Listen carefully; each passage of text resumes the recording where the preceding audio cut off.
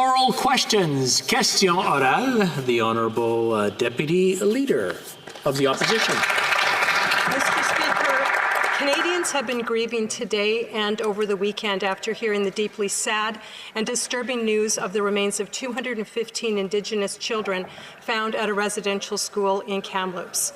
Empty shoes are being left on front steps across the nation and flags are being flown at half-mast. We are all so saddened for these children and for their families and for their relatives. Indigenous leaders have asked for a thorough probe to find out the identity of these precious little children. Can the government please update this House on what their plans are? Thank you. The Honourable Minister.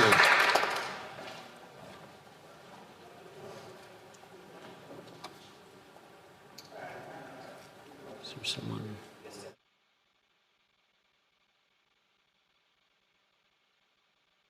The Honourable Minister.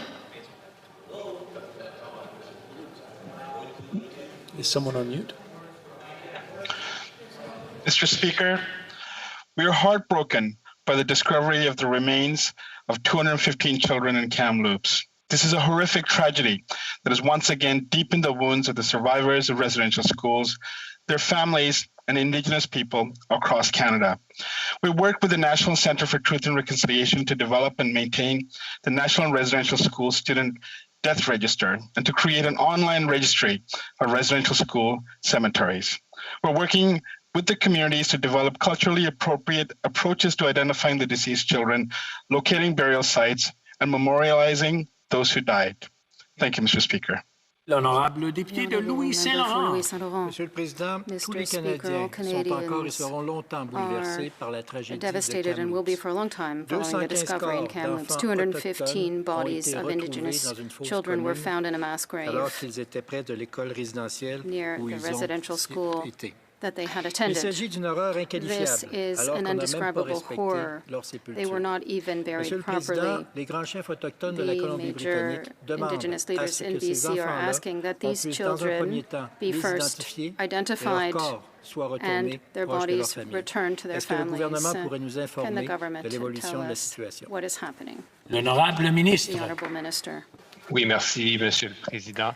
Évidemment, la douleur est palpable à travers le pays, dans les communautés autochtones. Il n'y a pas une communauté qui n'est pas affectée. Le député d'en face serait ravi de savoir que nous serons là pour les communautés. Nous serons là d'abord et avant tout avec les communautés, en respectant leurs désirs maintenant. Des communautés endeuillées ont besoin d'appui.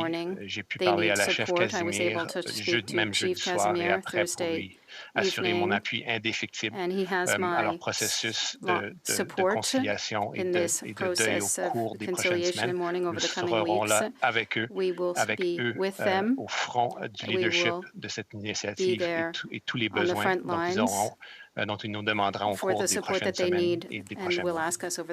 Honourable Deputy Leader of the Opposition. Mr. Speaker, Canada's economic relationship with the United States is breaking down rapidly. First, the Americans cancelled Keystone XL. This government was silent. Then the Americans put Line 5 on the chopping block and barely a peep from the Liberals. Now it's Canada's forestry sector. For months, the Liberals have been telling us how much they agree with the Americans. What's it going to take for this Liberal government to stand up for Canadian workers? The Honourable Minister.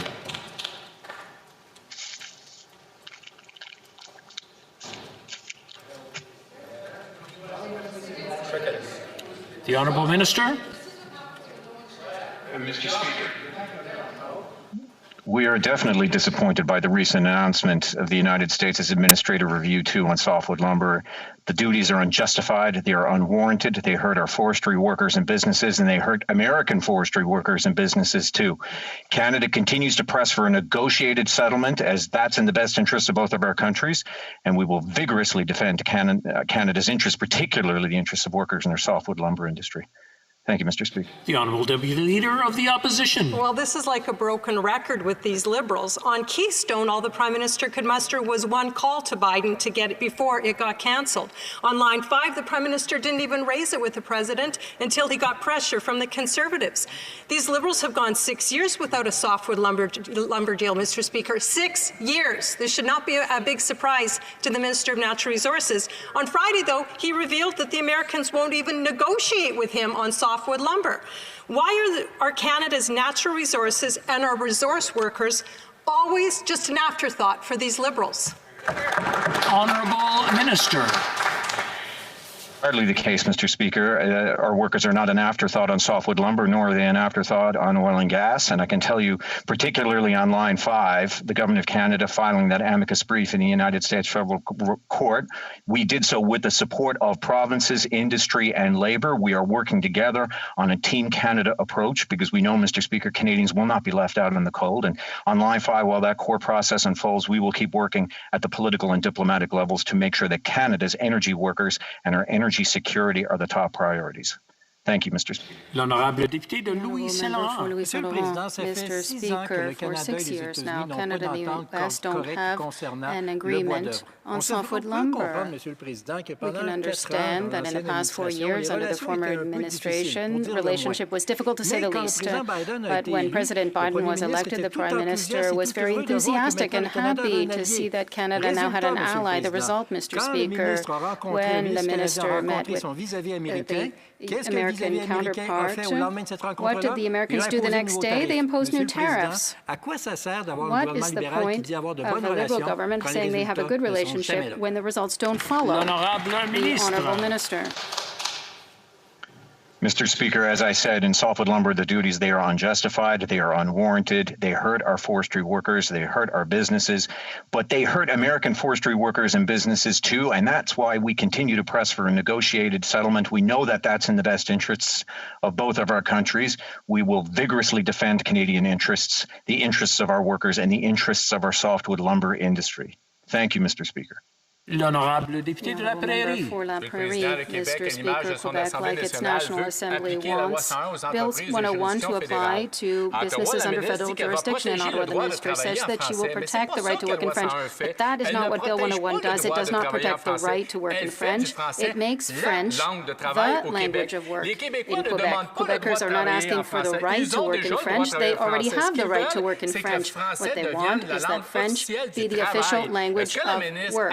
Does the minister agree that Bill 101 will apply to businesses under federal jurisdiction? The Honourable Minister. Mr. Speaker, we've all been saying since the beginning that French has been declining in Quebec. We have to do more. We're not only saying it, but we're taking action through what the minister is doing. It's extremely important what we're doing, taking concrete action to strengthen French in Quebec, but also across the country. I think that the Bloc, instead of trying to quarrel about this, they should be happy. For La Prairie, in its document on linguistic reform, the federal government is not announcing that it wants to make French the language of work in Quebec. It says that it wants to extend the Official Languages Act to all businesses under federal jurisdiction. That's not it. This bill is not to protect French. It's protecting bilingualism. Bilingualism has never been doing so well in Quebec ever. It's French that needs to be protected, not bilingualism. Will the government let Quebec apply Bill 101 to federally regulated businesses? If they want to protect French, that's what they need to do. The Honourable Minister. Mr. Speaker, I have more bad news for the Bloc Québécois. We're working quite well now with the government of Quebec in order to strengthen French across the country and Quebec. And I know that the Bloc doesn't like this when there's no quarrels, but we are working hand in hand to ensure that French, this language that we love so dearly, it does well and be resilient and be there for generations to come. The Honourable Member for Burnaby South. 215 Indigenous children were found buried at a former residential school in Kamloops. We all mourn the loss of those children. But to honor their lives, we need to move beyond words to action. Right now, this Prime Minister is fighting Indigenous kids in court. Right now, this Prime Minister is fighting survivors of residential schools in court. Will this Prime Minister move beyond words to actions and stop fighting these kids in court and these survivors in court? Yes. The Honourable Minister. Mr. Speaker, this government has said time and time again that we will compensate children for the harm that they have suffered, and we have acknowledged as much. This is a time where we perhaps do need to reflect on the course of reconciliation, but this is also a time where we must continue with the communities at the forefront to help their search in the truth. There can be no healing without the truth. We will work with those communities, surrounding communities, and all Indigenous communities that are hurting to pursue the truth. There can be no healing without the truth. We will put resources to help them and to help them in their healing and continuing on this path and ensuring that the truth comes out so that we all Canadians, all Indigenous peoples in Canada can look it straight in the eyes and not look. Honourable Member for Burnaby South. La découverte the discovery of 215 Indigenous children who had been buried in the grounds of a former residential school hit people hard across the country. We mourn the loss of these children. In order to honor the lives of those children, we must go beyond words. Will the Prime Minister commit to stop taking children, Indigenous children, to court, as well as the survivors of Indian residential schools to court? Yes or no? The Honourable Minister. Ce gouvernement-ci a été très clair à cet effet. Nous allons compenser les gens qui ont subi un préjudice au sein des services à l'enfance pour tous les préjudices qu'ils ont subis. Évidemment, il y a un temps de réfléchir à la réconciliation au cours de la réconciliation de ce gouvernement. Mais maintenant, il est le temps d'accompagner les communautés en question dans leur cours et leur recherche pour la vérité. Une recherche qui continue. Toute la vérité n'est pas encore connue. Nous allons appuyer ces communautés dans leurs besoins de santé mentale. Aucune guérison sans vérité. The Honourable Member for Carleton. In a stunning reversal, the CRTC has decided to increase the wholesale fees that small internet service providers are forced to pay to the large telecom oligarchs in this country. This, of course, reinforces the exceptionally high prices that Canadians already pay for connectivity that is much less expensive in other OECD countries. It also runs against the Liberal promise to reduce rates by 25%. Isn't it not time, Mr. Speaker, that we change this uncompetitive oligopoly and provide more competition and choice to consumers? The Honourable Minister. Mr. Speaker, I welcome the question from my honourable colleague. As he knows well, our government has been relentless in promoting competition to lower prices while working to improve the quality and increase the coverage of telecom services in Canada. We are ensuring, Mr. Speaker, that Canadians pay affordable prices for reliable internet services, regardless of where they live in our nation. We'll keep on working with service providers and industry partners to drive investment and make telecommunication services more affordable and accessible for all Canadians. Thank you, Mr. Speaker. Honourable Member for Carleton. C'est exactement le contraire que les But libéraux it's ont exactly promis the opposite pendant that the des Liberals élections. promised during the Ils ont dit election. qu'ils They allaient said travailler that they would work avec les agences de with réglementation the afin de regulatory forcer une agencies réduction in de order 25% to ensure a 25% cut for consumers. Now we see that the CRTC has increased prices. Obviously, these increases will be passed on to consumers. It's clear there is not enough competition here in Canada. What will the government do to open up this system to greater competition to ensure that we can have a real free market? The Honourable Minister. Mr. Speaker, I want to thank my honourable colleague who should know, Mr. Speaker, that our government constantly promotes competition to lower prices across the country while ensuring the approval of quality and, of course, coverage of services in the telecommunications sector in Canada. We want Canadians to have access to affordable, efficient service no matter where they live. We will continue to work with service providers and partners to promote investments and make these internet services more affordable for all Canadians across the country. Thank you, Mr. Speaker. The Honourable Member for Richmond, Arthabaska.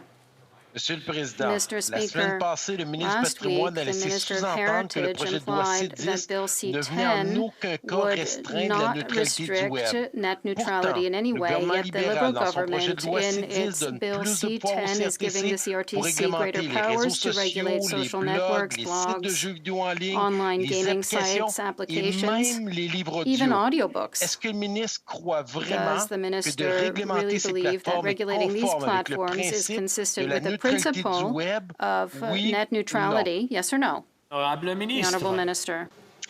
Monsieur le Président, Mr. le Speaker, projet de loi C10 Bill ne touche pas aux C-10 fournisseurs de does services not d'Internet.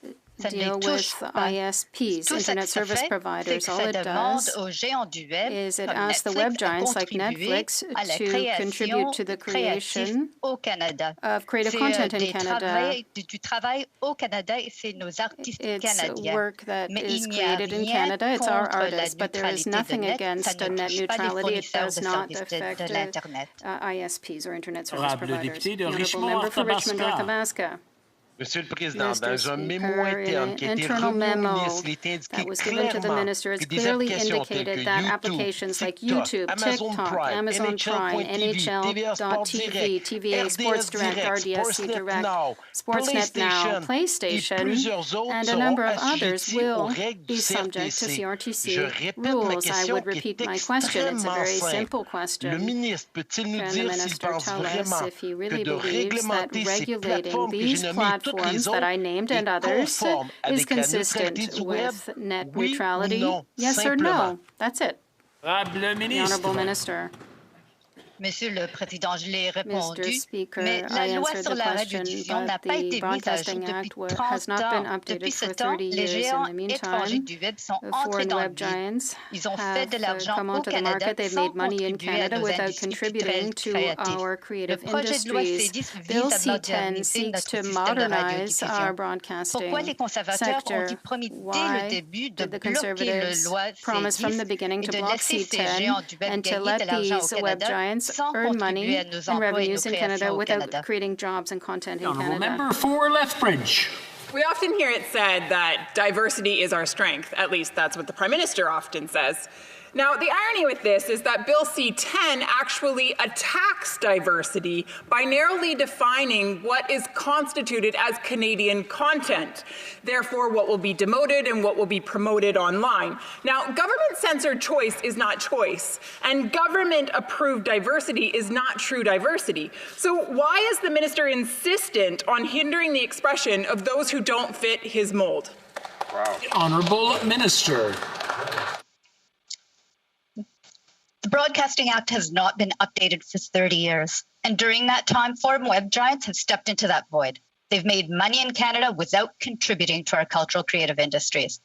Bill C-10 seeks to modernize our broadcasting system and to level the playing field between our traditional broadcasters and these foreign web giants. Why have the Conservatives vowed from the very beginning to block Bill C-10 and let these web giants make money in Canada without contributing to our Canadian jobs and creations? The Honourable Member for Lethbridge. Well, this bill has everything to do with attacking Canadians and nothing to do with going after these web giants. Canadian content creators from minority groups are doing better than ever on platforms like YouTube. They are able to reach a global audience without any interference from the government. Now we're hearing from leaders in these groups that these artists will be among the hardest hit with Bill C-10 should it go through.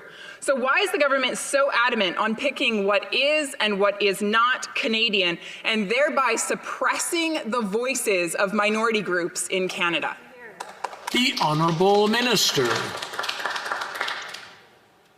Broadcasting Act hadn't been updated in 30 years before streaming services even became a part of the way Canadians found their shows, movies, and music. It needed an update. The rules for social media companies and obligations are restricted to requiring them to report the revenues that they make in Canada, contributing a portion of those revenues back to Canadian cultural industries, and to make Canadian creators discoverable. That is good for Canadian jobs and our Canadian artists. L'honorable député de Rivière-du-Nord. Rivière-du-Nord. Merci, Monsieur le Président. Thank you, Mr. Speaker. Monsieur Monsieur le Président, mercredi, le ministre de la Justice a annoncé qu'il nommait juge un de ses bons donateurs qui a contribué pour $2,200 à son comté et son investiture. C'était la deuxième fois que le ministre annonçait la nomination d'un bienfaiteur. L'an dernier, il en a nommé un qui avait donné $2,900. Appointed a donor who had given $2,900. The minister was too hasty this time. He was too eager, and the appointment was not yet official. The candidacy is supposedly still under consideration. Before he appoints another donor, we need to have an independent judicial appointment process, yes or no? The Honourable Minister. L'honorable ministre. The Honourable Minister.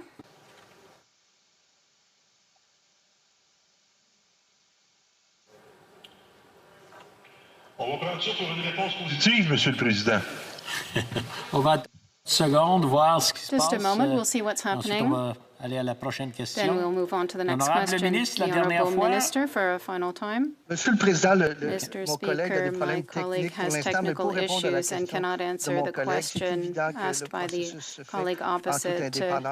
Obviously, the process is independent, respecting all the rules. My colleague knows that full well. The Honourable member for Rivière-du-Nord. Monsieur le Président, Mr. c'était une erreur. It was a mistake. Le ministre ne voulait pas annoncer la nomination d'un juge donateur sur Twitter. Je le comprends, mais le simple fait who was a donor on Twitter, but the simple fact that his name was on the minister's Twitter account reveals the extent to which he was one of the top considered candidates. The Liberals are filtering the candidates. It's a partisan tool, and they're looking at the donation history of future judges. Last year, the minister appointed another one of his personal donors. When will the minister finally implement an appointment process based only on impartial criteria? The Honourable Minister. Monsieur le Président, on a mis en place Mr. Speaker, we put in place a judicial appointment process for judges who are qualified and also to ensure diversity. With regard to the issue raised by the member, we want to stress that the Ethics Commissioner raised the fact that a donation does not necessarily mean there is a friendship. We're doing a good job in ensuring judicial diversity. The Honourable member for Rivière-du-Nord, Mr. Speaker, let's be clear. We're not calling into question the quality of these candidates. We're questioning the fact that Liberals are looking at them to know who is a Liberal donor. The result is that today the ministers mistakenly announced the appointment of one of his donors. Last year, he actually appointed one of his donors. 2 years ago, the Minister of Intergovernmental Affairs managed to appoint 4 of his donors. Does the minister realize that it's hard to believe in coincidences when it's his own office that appoints the judges? The Honourable Minister. Mr. Speaker, with regard to the tweets, it was not the minister himself, but by departmental officials. There were apologies given with regard to the individual named. We have resolved the issue, and we will resolve the situation. The Honourable Member for Wellington, Halton Hills. Mr. Speaker, on March 31st, 2 years ago, the government's lab in Winnipeg shipped Ebola and Hennepin viruses to the Wuhan Institute of Virology. Have there been any other shipments from the Winnipeg lab to the Wuhan lab of viruses or of other materials? The Honourable Minister.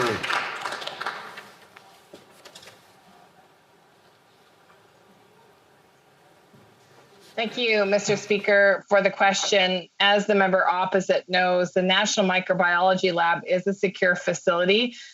We take threats to research security, intellectual property very seriously. Everyone working and visiting the National Microbiology Lab must undergo security screening and adhere to strict security protocols, procedures, and policies. We'll never put the health and safety of Canadians' health at risk. The Honourable Member for Wellington, Halton Hills. Mr. Speaker, if that's true, then how on earth did a Chinese military scientist gain access to work in the Winnipeg lab? And did the sudden departure of the two most senior people at the Public Health Agency of Canada last year in the middle of the pandemic have anything to do with this? The head of the lab, Dr. Matthew Gilmore, on Friday, May 15th, and the president of the agency, Ms. Tina Nemianovsky, on Friday, September the 18th. The Honourable Minister. Mr. Speaker, as the member opposite knows, I'm not at liberty to discuss the confidential reasons why the scientists have left the lab. They are subject to privacy concerns, as the member opposite knows. But let me be clear. The National Microbiology Lab is a Canadian jewel. It is a secure facility. Everyone who works at the facility or visits the facility must undergo security screening and adhere to strict security protocols, procedures, and policies. Mr. Speaker, we will never put Canadians' health at risk. Honorable député de Chambord-Haute-Saint-Charles. Monsieur le Président, l'an dernier, au début de la pandémie, on a demandé au Premier ministre si c'était possible d'empêcher les vols qui venaient de la Chine d'entrer au Canada. Qu'est-ce que le Premier ministre a fait? Il nous a traités de racistes. La semaine passée, on pose des questions concernant le laboratoire le plus secret du Canada. Qu'est-ce que le Premier ministre fait? Il nous traite de racistes. La question pourtant est simple et claire.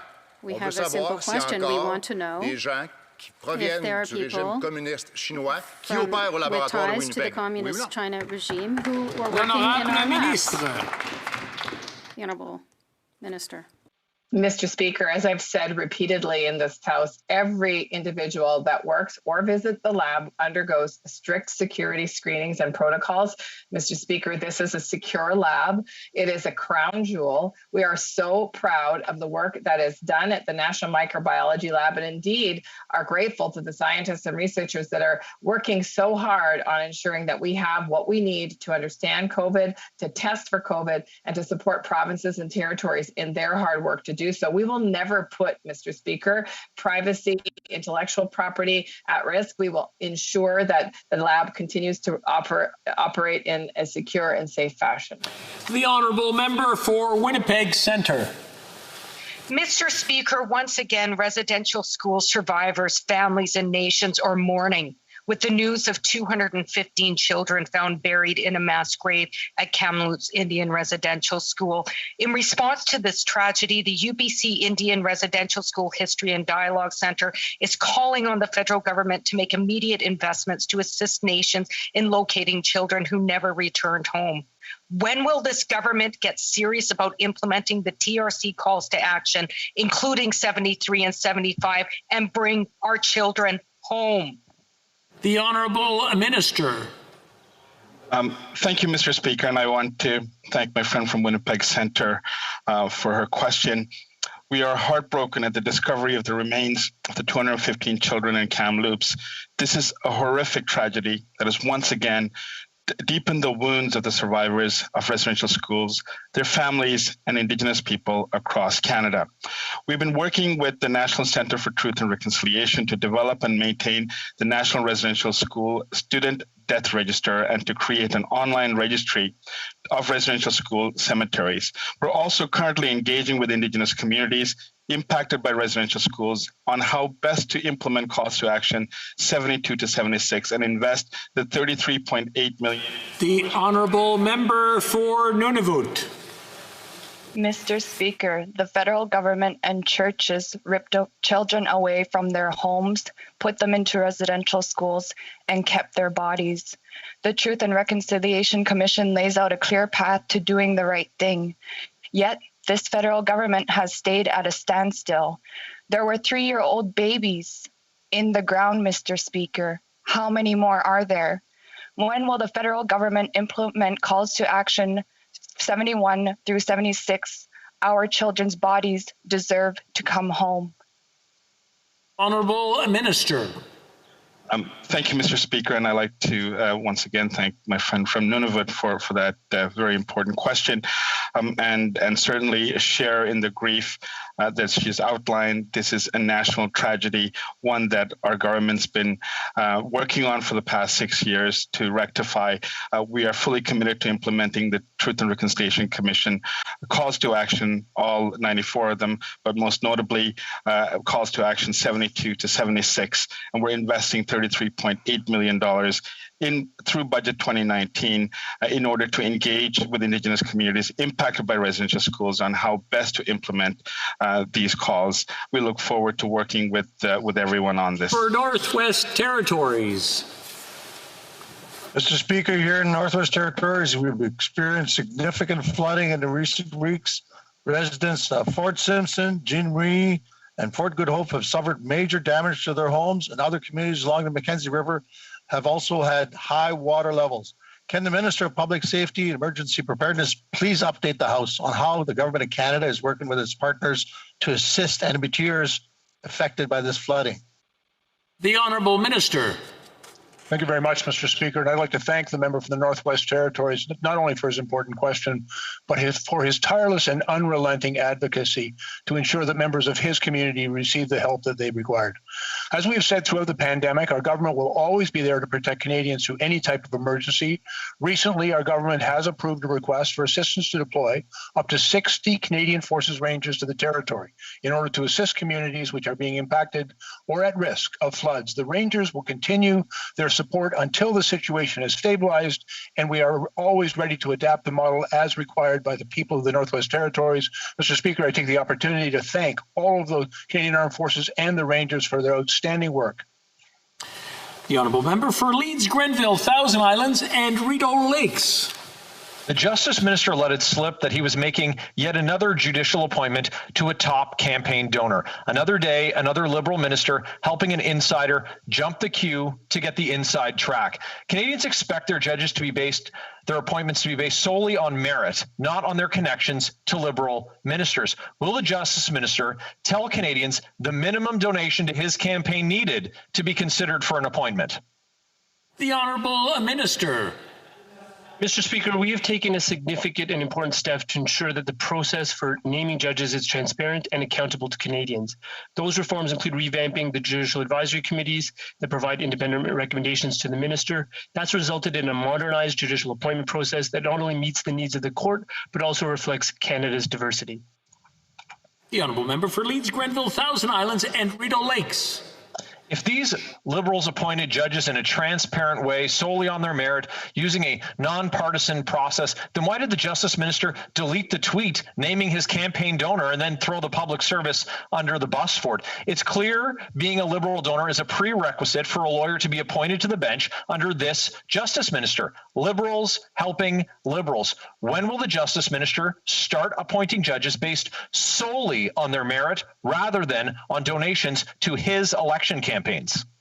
The Honourable Minister. Mr. Speaker, allow me to quote the Ethics Commissioner on this very issue. Quote, making donations to a political party or to a particular riding does not indicate in itself a friendship. It is perfectly legal to make political donations, end quote. Mr. Speaker, what we want is qualified candidates from all backgrounds and all political stripes to bring their names forward, and we are disappointed that the official opposition is turning this into a partisan game. The Honourable Member for Kelowna Lake Country. Mr. Speaker, a new report from the UK is raising alarms about solar panel part manufacturers in China who have been linked to the potential use of forced labour of Uyghurs. While Canada says it has trade measures in place on forced labour, the Trade Minister could not tell me back in April if Canada had even stopped one shipment using them. Can the Minister confirm now if these trade measures have stopped any imports of solar panels made with forced labour of Uyghurs? The Honourable Minister. Mr. Speaker, I want to assure my honourable colleague that we will always advocate and stand up for human rights around the world. Our government is actively working on operationalizing the forced labour ban.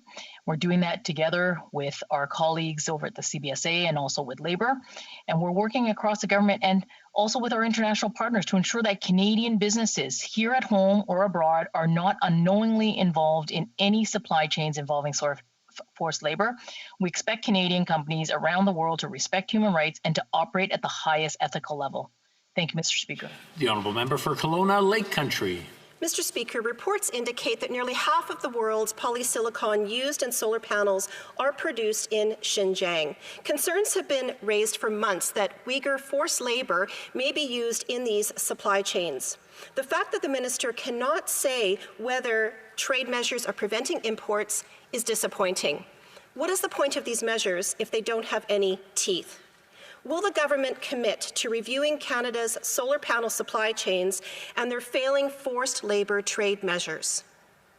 The Honourable Minister. Mr. Speaker, standing up for human rights is what we have been unequivocal about. We expect Canadian companies who are working here in Canada as well as around the world to respect human rights and to operate at the highest ethical standards. We're working actively to operationalize the forced labor ban. We're working across the government as well as with our international partners so that we can operationalize the ban, but more importantly, to ensure that businesses are not unknowingly involved in any supply chains that would involve forced labor. Thank you, Mr. Speaker. L'honorable député de Salaberry-sur-Roi. Monsieur le Président, le ministre des Services aux Autochtones a déclaré samedi qu'il est inacceptable que la loi sur les Indiens n'ait pas encore été abolie. Surprise! Je lui rappelle que c'est lui le ministre et son gouvernement est en poste depuis 6 ans. Il a raison, ça doit être en partenariat avec les Autochtones, le Québec et les provinces. Mais en 6 ans, il n'y a pas une seule discussion qui a mené à une entente.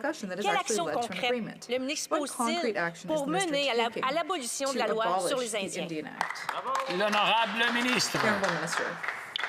Oui, Monsieur le Président, et un sujet d'autant plus pénible vu les nouvelles de cette fin de semaine. Évidemment, la loi sur les Indiens est tout à fait inacceptable, mais tout aussi inacceptable de l'abolir d'un coup du haut du piédestal d'Ottawa. C'est une abolition qui doit se faire en tandem, en partenariat avec les communautés autochtones affectées. Et avec tout respect, la députée a très tort. Les nouveaux traités modernes en sont la preuve plutôt à l'ouest du pays, mais je rappelle aussi à la députée les grands progrès des communautés conventionnées dans le Grand Nord du Québec qui ont été chefs de file de cette décolonisation. L'honorable député de Salaberry-sur-Roi. Monsieur le Président, nous avons été tous bouleversés par la découverte des corps de 215 enfants enterrés à l'ancien pensionnat autochtone de Kamloops. C'est ça la loi sur les Indiens. C'est créer 2 classes d'humains, puis traiter cette seconde classe sans humanité. Il faut aujourd'hui s'assurer de retrouver tous les enfants disparus qui ont été enterrés dans les pensionnats autochtones. Est-ce que le ministre s'engage à financer la recherche afin que nous puissions faire notre devoir de mémoire et les nations autochtones faire leur deuil? L'honorable ministre. Monsieur le Président, nous allons absolument accompagner les communautés, mais je rappellerai aussi à la députée l'appel à l'action 76 qui dicte que c'est les communautés autochtones elles-mêmes qui doivent dicter le pas. Et dans la mesure où elles veulent absolument faire des recherches et des fouilles, nous allons être là pour eux. Les provinces ont indiqué qu'elles le seront aussi. C'est une vérité qu'il faut montrer à tous les Canadiens et accompagner d'abord et avant tout les peuples autochtones dans cette recherche pour la vérité et pour la vérité, pour une guérison. Merci. The honourable member for Mission Matsky, Fraser Canyon. Mr. Speaker, today is the 30th and final day for the Minister to report to Parliament on the effectiveness of the National Housing Strategy through its first triennial report. In every single part of this country, housing prices continue to rise. The cost of construction is skyrocketing, and young Canadians and first-time home buyers are telling the government their dream of home ownership is more and more out of reach. So why is the minister leaving transparency to the last minute? Is he trying to delay proof of their record? The Honourable Minister. Mr. Speaker, we remain firmly committed to tackling the crucial issue of housing affordability in Canada. Our government is focused on ensuring that Canada's residential housing stock is not used unproductively by non-resident, non-Canadian investors. That's why we're proposing an annual 1% tax on the value of non-resident, non-Canadian owned residential real estate that's considered to be vacant or underused. Budget 2021 is also the 5th consecutive budget that our government has presented that provides more money for affordable housing, Mr. Speaker. The Honourable Member for Prince George, Peace River, Northern Rockies. Mr. Speaker, the Prime Minister has claimed that science and evidence must always underpin the decisions made by any government. However, evidence acquired by BCWF's Jesse Zeman showed a DFO Assistant Deputy Minister's office altered a key scientific report to downplay the threats to endangered steelhead. Even DFO scientist Sean McConaughey warned that this interference, quote, continues to compromise the scientific integrity of the process. How can this government say its decisions are based on science when they so clearly undermine science when making these decisions? The Honourable Minister. Thank you, Mr. Speaker. Mr. Speaker, I want to thank my honourable colleague for the question. Mr. Speaker, DFO takes all the best available science in making its decisions with regards to the steelhead trout, with regards to salmon, with regards to pretty every species. We will continue to work with our Indigenous partners, with the provinces and territories to make sure that we're doing everything we can to protect these very endangered species. Thank you. L'honorable député de Portneuf-Jacques-Cartier. Merci, Monsieur le Président. Plusieurs entreprises ont besoin d'aide pour avoir des travailleurs étrangers. Certains attendent depuis très longtemps, depuis le printemps 2020. Les réponses qu'ils reçoivent, c'est à cause de la COVID, où on s'occupe des dossiers essentiels. Depuis un an, la pandémie sévit, mais le problème existe bien plus longtemps que ce moment-là de la crise sanitaire. Pire encore, le Québec a des délais déraisonnables comparativement aux autres provinces. Le ministre de l'Immigration peut-il nous indiquer ce qu'il entend faire pour régler le problème rapidement et respecter nos entrepreneurs québécois? L'honorable ministre. Well, thank you, Mr. Speaker. The government recognizes the importance of temporary foreign workers. For example, for our producers and food processors, we are working tirelessly to ensure that temporary foreign workers can arrive safely in Canada by supporting employers, for example, with additional cost incurred to accommodate the isolation period. All the federal departments involved in a temporary foreign worker have worked together to simplify processes and facilitate as much as possible the safe entry of workers. We recognize the integral role of temporary foreign workers and, for example, food processing employers play in ensuring Canadians have access to food, and we are here to support them. Honorable député d'Alfred Pellin. Monsieur le Président, la réouverture de la belle province est le fruit des sacrifices importants que les Québécois ont faits pour combattre la COVID-19. Je tiens à remercier mes concitoyens d'avoir retroussé leurs manches et fait leur part. Le Québec se déconfine enfin, mais nous ne pouvons pas relâcher la vigilance, pas après les progrès que nous avons accomplis. Et c'est en vaccinant la population que nous allons combattre la COVID-19. Le ministre peut-elle fournir une mise à jour sur les vaccins sur lesquels les Québécois dépendent pour retrouver un train de vie normal? Merci. L'honorable ministre. Monsieur le Président, je remercie mon collègue d'Alfred Pellin pour son excellent travail. Le Québec enchaîne les bonnes nouvelles. Jusqu'à présent, nous avons livré plus de 5,8 millions de doses au Québec, en total plus de 26 millions au Canada. Cela représente 59% des Québécois combattant la COVID. J'invite tout le monde à poursuivre dans cette voie alors que plus de 56% des Canadiens ont eu leur première dose. Ce que nous accomplissons en ce moment est historique. Merci beaucoup. The Honourable Member for Calgary-Shepherd.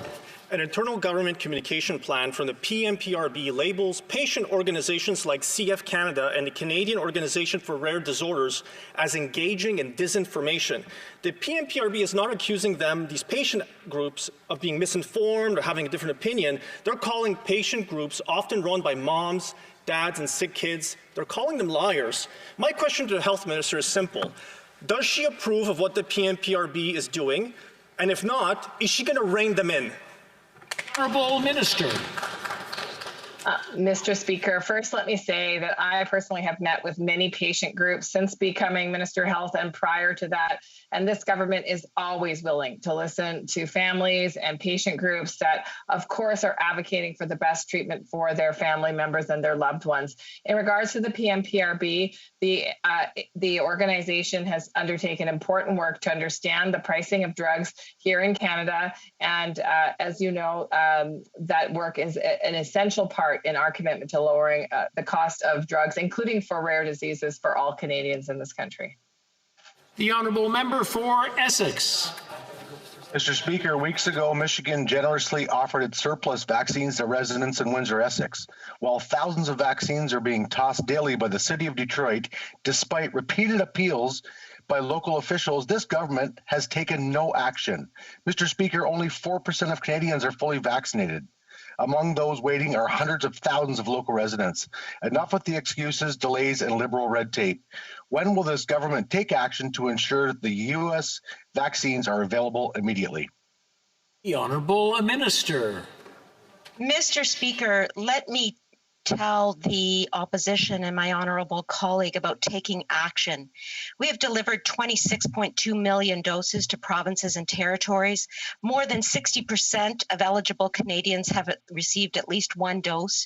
We are second, actually, Mr. Speaker, in the G20 at the current time, and we are bringing in millions and millions of doses every single week for Canadians, and we won't stop until all Canadians have access to vaccines. Thank you, Mr. Speaker.